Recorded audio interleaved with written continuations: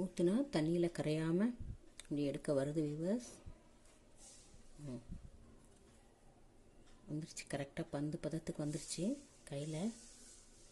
இப்போ இந்த பதத்தில் எடுத்து நம்ம ஊற்றி கலரிடலாம். இந்த பாகில் ஒரு டீஸ்பூன் ஏலக்காய் பொடி சேர்த்துக்கலாங்க.